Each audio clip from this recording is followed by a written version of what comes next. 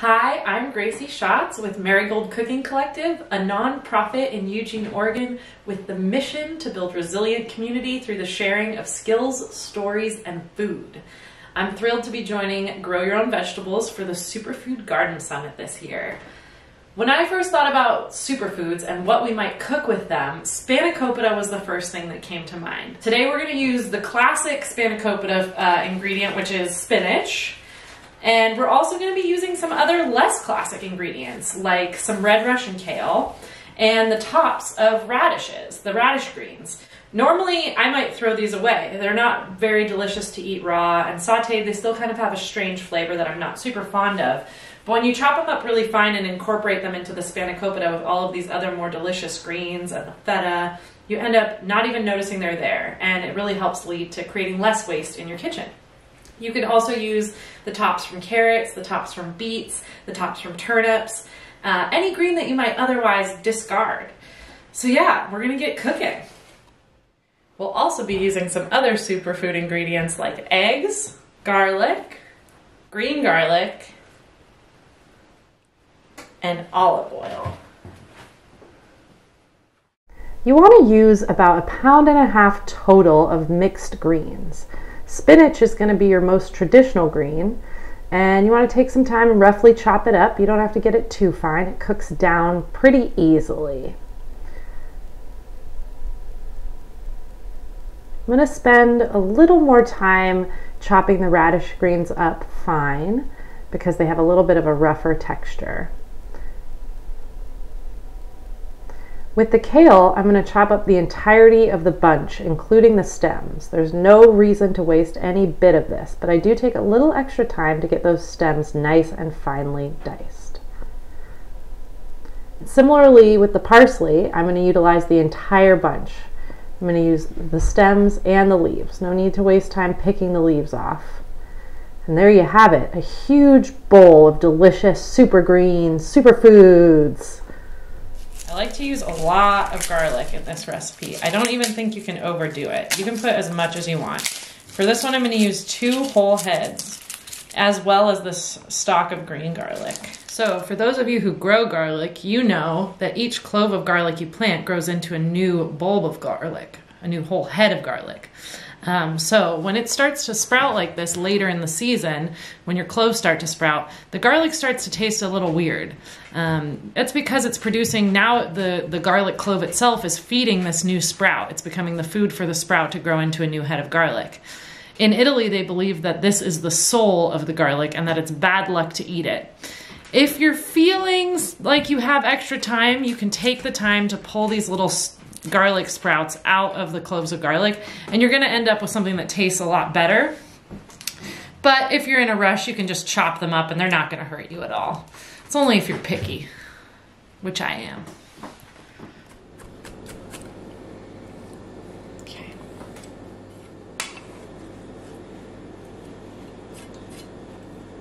So green garlic is an amazing springtime crop. If you harvest your garlic a little early, you don't have to peel it. You can just chop up the whole thing. It doesn't have as much of a pungent flavor. It's a little more sweet and grassy tasting. And it is so delicious. I love it. So most people, when they make Spanakopita, like to cook the greens first and then wring all the moisture out of them. I have a different technique. I like to massage the greens down with the eggs and salt and pepper. And it kind of, if you've ever had a massaged kale salad, you know how massaging with acid and salt can kind of break down the cell membranes of the greens and they shrink down. So we're gonna massage this and it's gonna shrink way down. And it's just a lot, I find it to be a lot easier than doing the cooking and the wringing out. So it saves time, and I also like to touch my food. We're gonna add in 2 teaspoons of salt. And about 1/2 teaspoon or more of black pepper. You can't really go wrong with the black pepper. You can also get creative if you want and add other seasonings and spices to your Spanakopita. Some that I would recommend would be sumac, coriander, fennel seed, cumin, thyme. Any of those would be really delicious. But this is just, we're just making the classic seasoning today. And then I'm just gonna use my clean hands to get in here and just massage the spinach, the kale, the radish greens. I'm just gonna be massaging it down. You'll see it's gonna start to turn a darker color of green. It'll almost look like it's cooked, but it's not. I'm gonna add in my feta. Got about a pound of feta here. You can do less or more. And then we're gonna add in about a tablespoon of lemon juice. And then I'm just gonna be mixing it up gently so to not break up the feta too much. We're gonna line our sheet tray with some parchment paper. And we're gonna brush it with a little bit of olive oil, just lightly. So I'm using a 1 pound package of phyllo dough that I just got in the freezer section of the grocery store. And it's very important that you pull it out of the freezer the night before you want to make the spanakopita. Rushing the thawing process can dry the phyllo out and make it very difficult to work with. And each sheet of phyllo is going to become 1 piece of spanakopita. Now, phyllo can dry out and crack really easily. This stuff is looking pretty good, but just to make sure that it stays like in whole sheets without drying and cracking, I'm going to get a clean kitchen towel and I'm going to get it wet, and then I'm going to wring it out and keep it laid over the phyllo dough while I'm working so it doesn't dry out. All right, so for the first spanakopita, we'll do it a couple times, so don't get worried if you don't understand it the first time. I'm just gonna grab one of my sheets of phyllo carefully. This stuff is very, very delicate, so you gotta be really careful. I'm gonna lay it on my work surface, nice clean work surface, and I'm gonna fold it in half lengthwise. Okay. Keep that covered with the damp cloth.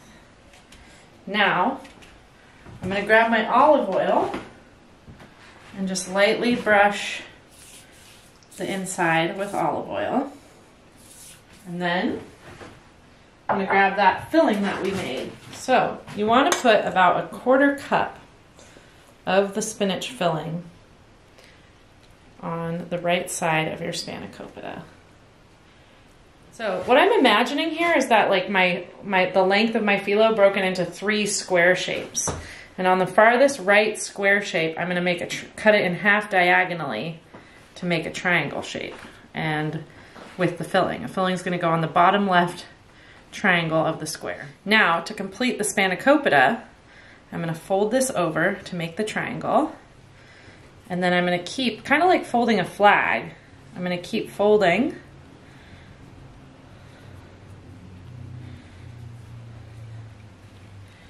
until I get to the end. And you might have a little excess here, which you can just tuck that right in under.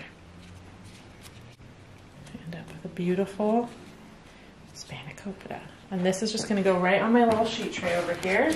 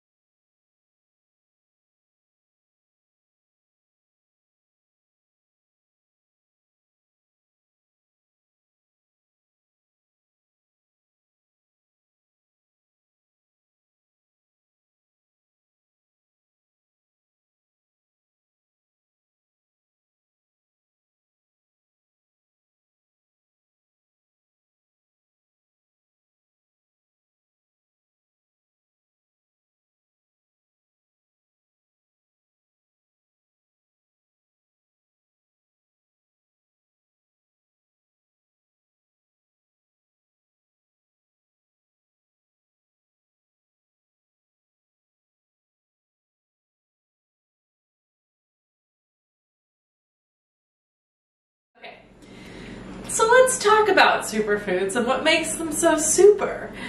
We have a lot of them in this dish, and you can really, like I said, add and subtract different ones based on what you have around, what you have in your garden. There's no green that isn't welcome in your Spanakopita. But let's talk about a few of the ones that we're using today. So, you know, classically we've got the spinach. Spinach is one of my favorite greens. And spinach is very high in calcium, iron, magnesium, vitamins A, C, and E, and potassium. So it's really packed with nutrients, these little green leaves. And they've been proven to help break down kidney stones, as well as improve your eyesight and help prevent cancer. So that's why we call spinach pretty super. It's a superfood. My favorite addition to the Spanakopita is the parsley. Parsley, I feel like, gets a bad rap sometimes. It's just thrown on a plate like a garnish, thoughtless, you won't eat it, but it's actually so good for you. Specifically, it's good for your blood. It's purifying to your blood. And it has a lot of flavor. And you could make your Spanakopita with like 50% parsley if you wanted to. If you're someone who sells your vegetables and you end up with a bunch of parsley left over after a market, it's a little wilty, this is an incredible way to use it and preserve it, because you could freeze the Spanakopita for later too. You don't have to cook them right away. But parsley has vitamins A and C. It's antioxidant. It has sulfur. And it has, I don't quite know how to pronounce this, but just roll with me. It has a nutrient called myristatin, which prevents type 2 diabetes. So it can also help break up your kidney stones. Parsley, not to be overlooked. Kale, we all know it's good. It's trending. It's hot right now. We love it. It has a ton of vitamin A, C, and K. It actually has 300% of the amount of vitamin A you need for one day is in 1 cup of chopped kale. 700% of the amount of vitamin K that you need each day is in 1 cup of chopped kale. The next superfood I want to talk to you about is probably one of the most well-regarded and commonly used medicinal foods we have, which is garlic. It's used in so many different cultures, and not only does it add just an incredible flavor to the Spanakopita, but it also has antioxidants, and it's also antimicrobial and antifungal and antiviral. So it's really good at protecting our bodies. If you think in terms of Chinese medicine, it's a hot herb. It like makes your blood move faster, helps get things out of your system. And so it's a great thing to eat if you feel like you're getting sick at all. So especially right now when we all could use a little boost in our immune system, you can even double the amount of garlic you put in the Spanakopita. You can really go wild with it. And the last superfood I'm going to talk about for our Spanakopita is the egg. The lovely egg. So eggs are so packed with protein, which probably most of you already know. They also have selenium, vitamins B12, B2, B5, and BA. Most of the nutrients in the egg are in the egg yolk. The white of the egg is actually mostly just protein, so it's important to use the whole thing, not just the whites. And they also have calcium, iron, and potassium. So now you know all of the wonderful foods that we put in our Spanakopita. They don't just taste good, they're incredibly good for you. And hopefully you've got a bunch of these already grown in your garden. So we're gonna make a little bit of a yogurt sauce to go with our Spanakopita, because who doesn't like a little yogurt sauce? So we're gonna start with about a cup of whole milk plain yogurt. I'm just using the Nancy's plain honey yogurt, which is my favorite. I think it has really good flavor, lots of probiotics. So I just got about a cup of that.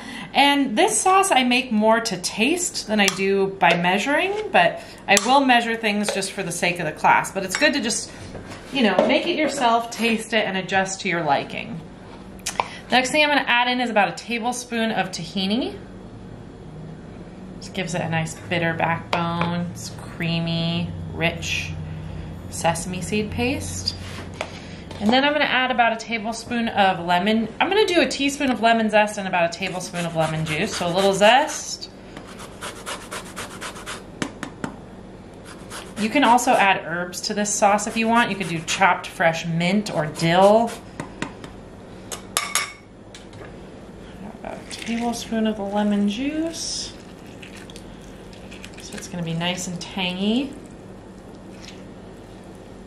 And then I also have a little bit of raw garlic I'm gonna add in. And I just like to use my microplane grater to grate the garlic in. It just makes it so much easier than chopping. Immediately turns it into a nice paste that can disperse evenly throughout the sauce.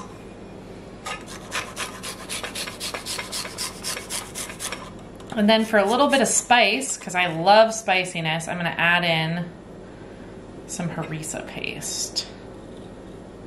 So harissa paste is it's a Northern African spice blend, and it usually has onions, peppers, and spices in it, and garlic, and it's delicious. So I'm gonna do about a tablespoon of the harissa paste as well.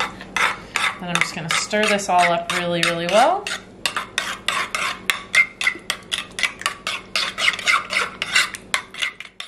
Well, it just came out of the oven. I'm letting it cool just a little bit. I kind of cracked it open. I'm going to dip it in the yogurt sauce and just have a bite. Mmm. It's delicious.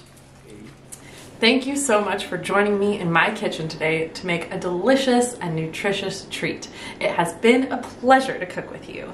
Once more, I'm Gracie Schatz from Marigold Cooking Collective, and we run a nonprofit cooking school in Eugene, Oregon. We offer community classes for all skill levels at a sliding scale and are currently building a teen job training program to help the youth build the foundational skills of how to feed themselves and how to cook for others. And you can be a part of what we're doing. Just go to marigoldcookingcollective.com to see if there's a class that you'd like to join in on, or if you'd like to contribute to help make these programs more affordable to everyone in the community. Have a great day.